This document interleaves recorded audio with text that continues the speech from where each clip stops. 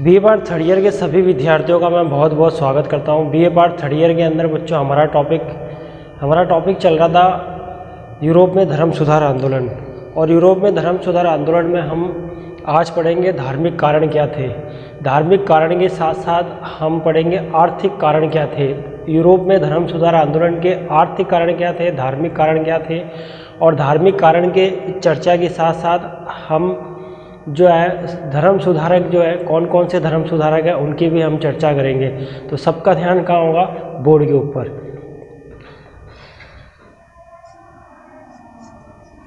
धर्म सुधार आंदोलन। धर्म सुधार आंदोलन में सबसे पहला जो रहेगा आपका धार्मिक टॉपिक रहेगा धार्मिक कारण। धर्म सुधार आंदोलन के धार्मिक कारणों में हम चर्चा करेंगे। धार्मिक कारणों के अंदर इटली का विद्वान सैवोनारोला होता है और एक मार्टिन लूथर। इटली का विद्वान सैवोनारोला, इटली का विद्वान सैवोनारोला है और एक है मार्टिन लूथर।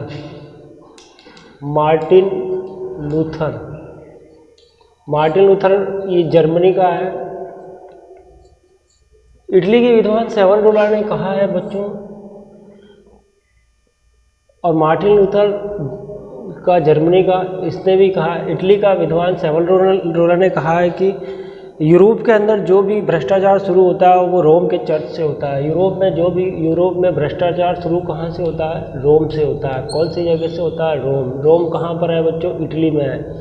और मार्टिन लूथर ने कहा है कि यूरोप में सबसे बड़ा लुटेरा जो है वो वो कौन है, पोप। मार्टिन लूथर ने कहा है कि यूरोप का सबसे बड़ा लुटेरा पोप है और आज तक इस दुनिया में इस लुटेरे से बड़ा आज तक कोई हुआ नहीं और ना कभी कोई होगा। इसके बाद देखो धार्मिक कारण में पोप मैंने आपको बताया था, पोप जो था वो लोगों पर अत्याचार करता था, शोषण करता था। धार्मिक क्षेत्र में, आर्थिक क्षेत्र में, राजनीतिक क्षेत्र में, न्यायिक क्षेत्र में राजा की नियुक्ति करना पोप का काम होता था। राजा को कहाँ किस तरह से प्रशासनिक कार्य को संभालना ये पोप डिसाइड करता था। पोप ही कोई राज्य के अंदर कोई भी व्यक्ति बीमार हो जाता था तो ये पोप डिसाइड करता था कि वो ठीक कैसे होगा।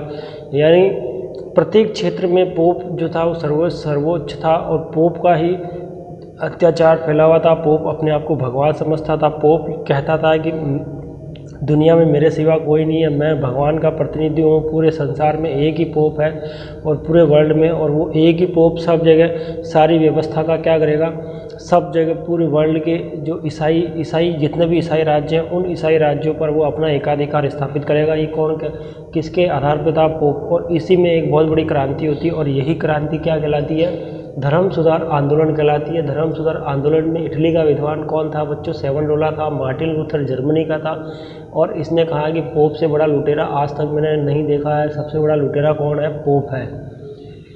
धार्मिक कारणों के बाद बच्चों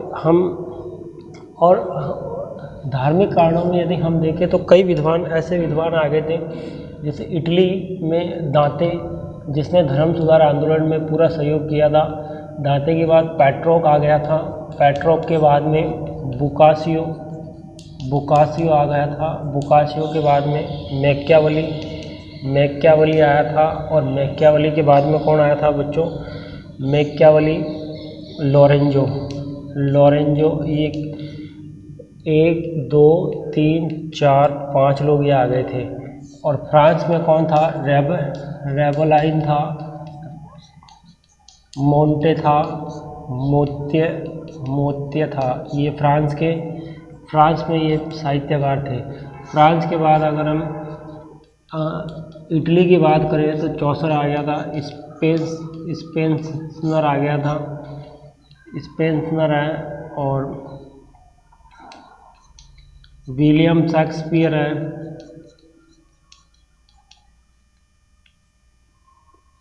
हॉलैंड का बात करें बच्चों, हॉलैंड का इरेस्मस है,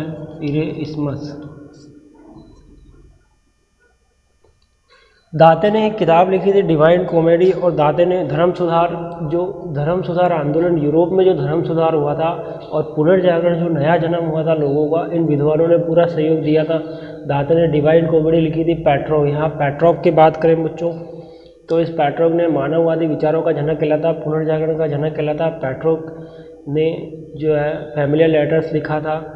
पेट्रोव ने मानववाद का जनक कहा जाता है। पेट्रोव मानव को मानव की दृष्टि से अच्छे से जानता था। बुकासियो ने लैटिन भाषा का ये जनक था। डेकामेरन नामक इसने ग्रंथ लिखा था। हास्यपद जो कहानियाँ होती थी उस पर इन्होंने चर्चा की थी। मैकियावेली ने द प्रिंस लिखा था। कोटिली के अर्थशास्त्र की तुलना मैकियावेली की पुस्तक द प्रिंस से की जाती है। इसने आर्ट ऑफ वार लिखा था। मैकियावेली ने आर्ट ऑफ वार लिखा था बच्चों। मैकियावेली ने मैन डेरा गोला लिखा था। मैकियावेली ने डिस्कोर्सेज ऑफ लिवी लिखा था। लॉरेंजो ऐतिहासिक आलोचनाओं का जनक कहलाता है। वेबलॉन ने गारगंतुआ नामक किताब लिखी थी, फ्रांस का रहने वाला था। मोंटेमोर्टियो जो थे ये निबंधकार थे। राजनीति पे, मित्रता पे, प्रेम पे इन्होंने कई प्रकार के निबंध लिखे थे। चौसर अंग्रेजी कविताओं का जनक कहलाता है। सोनेट लिखा था। कैंटबेरी एक जगह होती है सॉन्ट टैम नामक स्थान पर। कैंटबेरी कौन सी जगह बच्चों?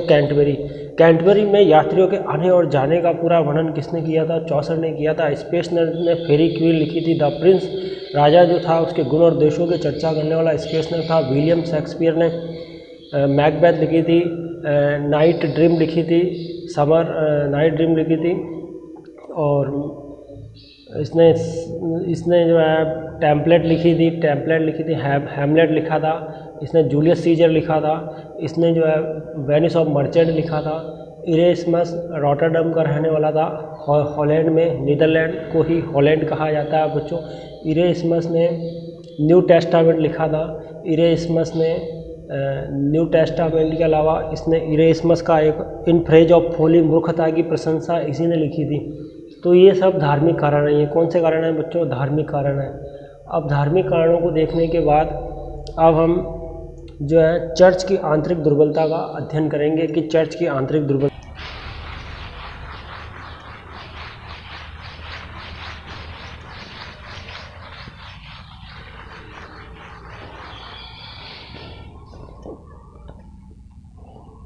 अब हम पढ़ेंगे चर्च की आंतरिक दुर्बलताएं। चर्च की आंतरिक दुर्बलता। ये चर्च की आंतरिक दुर्बलता क्या थी बच्चों? चर्च के अंदर ऐसी कौन सी आंतरिक दुर्बलता होती है? यहाँ देखिए ये चर्च है। ये क्या है? ये एक चर्च बना रहा हूँ बच्चों मैं। ये एक चर्च बना रहा हूँ, ठीक है। ये एक चर्च है।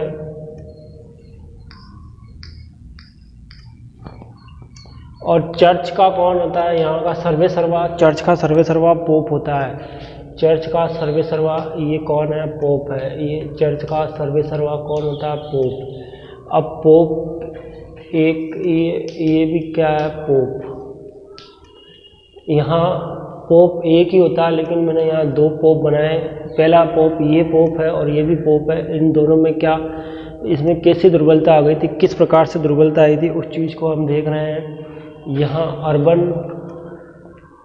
अर्बन 6 है ये, और ये कैंटर इसका दूसरे का नाम है। दूसरा एक है बच्चों क्लेमेंट 7। क्लेमेंट 7 है। ये अर्बन 6 है और ये क्लेमेंट 7 है। ये चर्च कहाँ पर स्थित है? ये चर्च रोम में स्थित है। रोम कहाँ पर? इटली में स्थित है। पोप जो होता था अत्याचार करता था, शोषण करता था। न्यायिक अधिकार इसके पास में होते थे, सामाजिक अधिकार इसके पास में होते थे, सारे अधिकार इसके पास में होते थे। अर्बन 6 है, यहाँ पे क्लेमेंट 7 है। इनके बीच में आंतरिक दुर्बलता आ गई थी। क्या दुर्बलता आ गई थी? पोप एक ही पोप था। और पहले कौन? अर्बन 6 पोप था। अर्बन 6 पोप जो था, अर्बन 6 पोप पादरियों में और धर्माधिकारियों में अर्बन 6 की बनती नहीं थी। अर्बन 6 की बनती नहीं थी। अर्बन 6 किसी कारणवश इसने त्यागपत्र दे दिया था, और त्यागपत्र देके और ये इस पोप को समर्थन देने वाला ईसाई राज्य कौन सा था? इस पोप को समर्थन देने वाला ईसाई राज्य कौन सा था? ईसाई राज्य जो था उसका नाम ईसाई राज्य फ्रांस था। फ्रांस को समर्थन किसने दिया था? अर्बन 6 ने दिया था। अर्बन 6 ने अर्बन 6 को समर्थन दिया था फ्रांस में भी कैथोलिक चर्च था। कैथोलिक चर्च का मतलब क्या होता है? इस तरह का ये चर्च है। चर्च यानी गिरजाघर था, और गिरजाघर में अर्बन जो 6 जो था वो यहाँ आके पोप बन गया था, और नया पोप बनाया था यहाँ रोम के अंदर। रोम इटली के रोम में क्लेमेंट 7 को नया पोप बना दिया था। क्लेमेंट 7 को कौन सा पोप नया पोप बना दिया था? ये नए पोप की कहानी है। इस तरह से अब पोप का भी विभाजन हो गया था। पोप का भी क्या हो गया था? विभाजन हो गया था। पूरे वर्ल्ड के अंदर पोप एक ही होता था, और पोप की नियुक्ति जीवन भर के लिए होती थी। लेकिन अब यहाँ देखिए इनमें भी आंतरिक दुर्बलता हो गई थी। इसी वजह से धर्म सुधार आंदोलन में अनेक लोग धर्म सुधार आंदोलन में आगे आए, और लोगों ने, विद्वानों ने यहाँ एक नया जीवन, नई क्रांति, मानव की दृष्टि से समझना सब चीज़ों को शुरू किया। यहाँ तक की कहानी पढ़ने के बाद अब हम देखेंगे कि धर्म सुधारकों का योगदान क्या था। धर्म सुधारकों में ये जगह कौन सी है बच्चों? इसको चर्च वाले को मैं बिठा देता हूँ।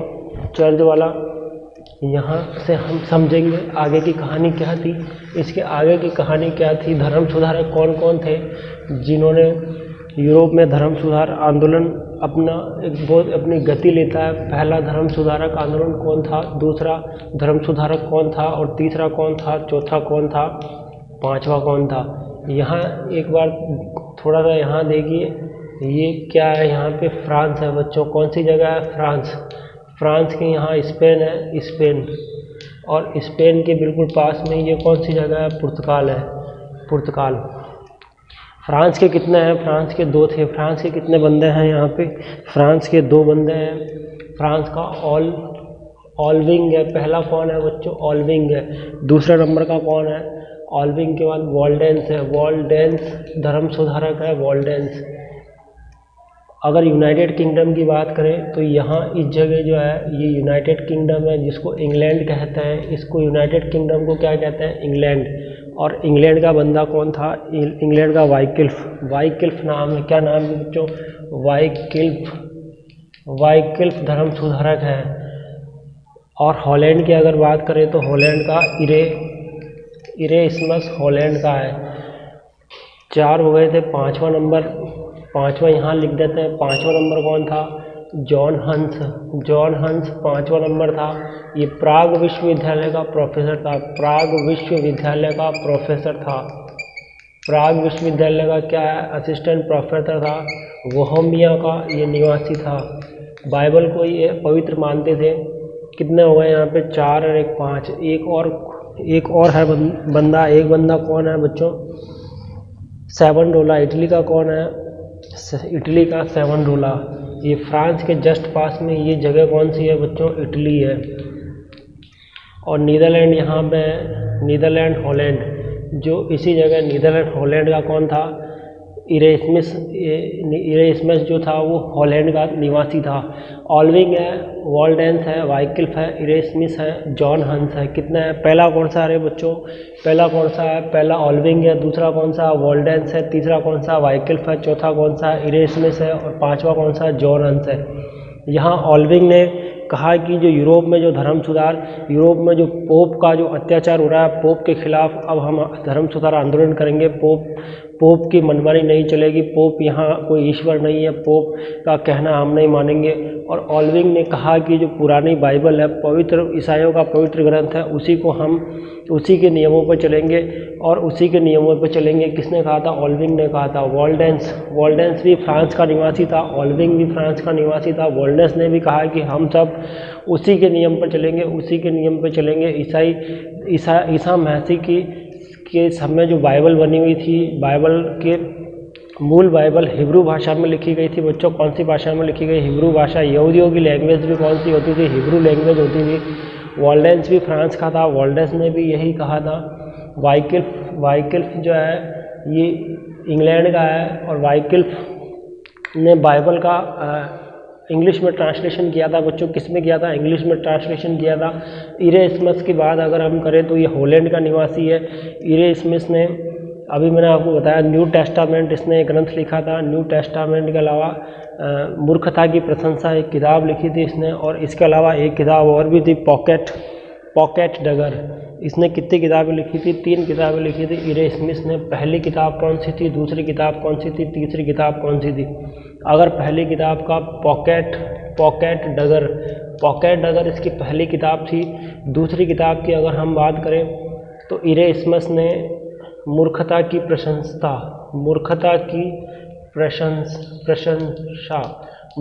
प्रशंसा इसने किताब लिखी थी। और तीसरी न्यू टेस्टामेंट। कितनी किताबें हो गई इसकी? 3 किताबें हो गई।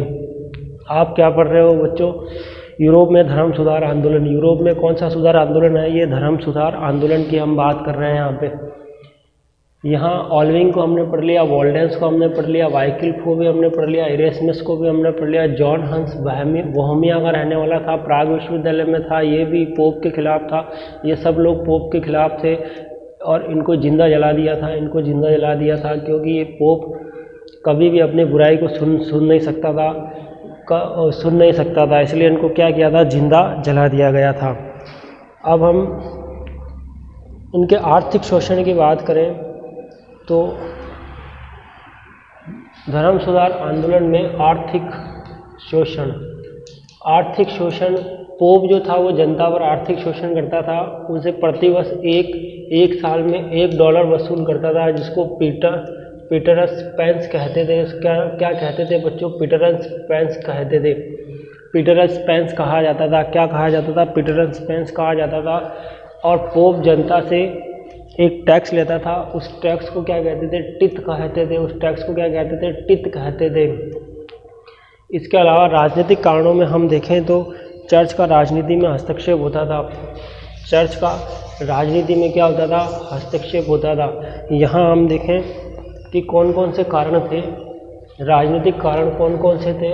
वॉल्डेंस को हमने पढ़ लिया, वाइकिल्फ को हमने पढ़ लिया, इरेस्मस को हमने देख लिया। इरेस्मस को देखने के बाद बच्चों अब हम देख रहे हैं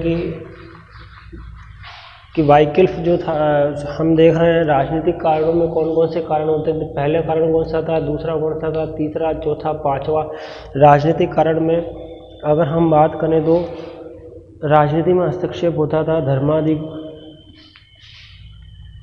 राष्ट्रीय राज्यों का उदय हुआ। किसका उदय हुआ? राष्ट्रीय राज्यों का उदय हुआ था।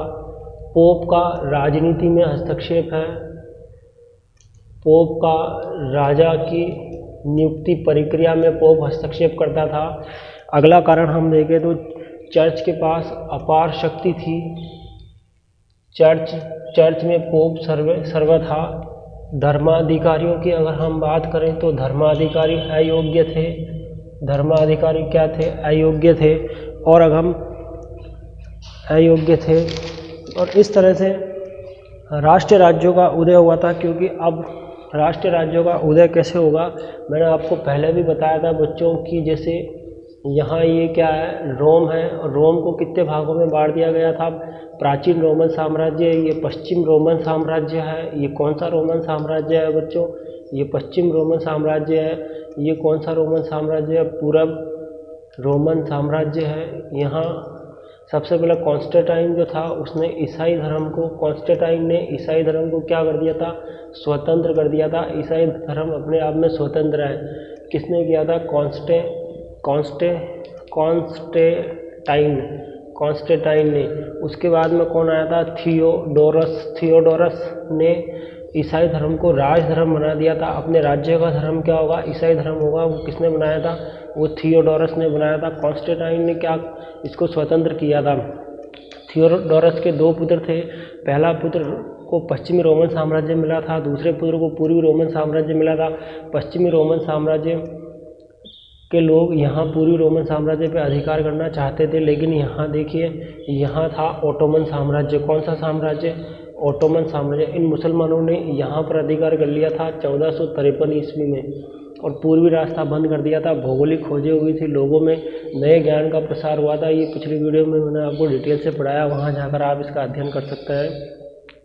तो राष्ट्रीय राज्यों का उदय हुआ था, नए नए देशों की खोज हुई थी। कोलंबस ने अमेरिका की खोज की थी, वास्को डी गामा ने भारत की खोज की थी, बार्थोलोम्यू ने कैप ऑफ गुड्स दक्षिणी अफ्रीका का जो अंतिम छोर था उसकी खोज की थी। और अगर हम बात करें तो पेडरो कार्बिल ने ब्राज़ील की खोज की थी और मैगलन ने पूरे पृथ्वी का चक्कर लगाया था। राजनीति में पोप का हस्तक्षेप हो रहा था, राजा की नियुक्ति प्रक्रिया में पोप का हस्तक्षेप हो रहा था। पोप के पास अपार शक्ति थी।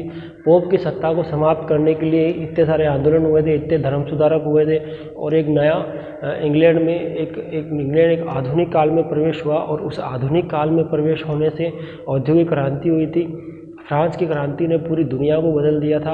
आगे का इतिहास नेक्स्ट वीडियो में देखेंगे, किस तरह से धर्म सुधार आंदोलन में मार्टिन लूथर का क्या योगदान रहता है। मार्टिन लूथर कौन था, इसने जो है कौन सा ये एक नया धर्म लेकर आया था। आज के लिए इतना ही काफ़ी। Okay, thank you very much.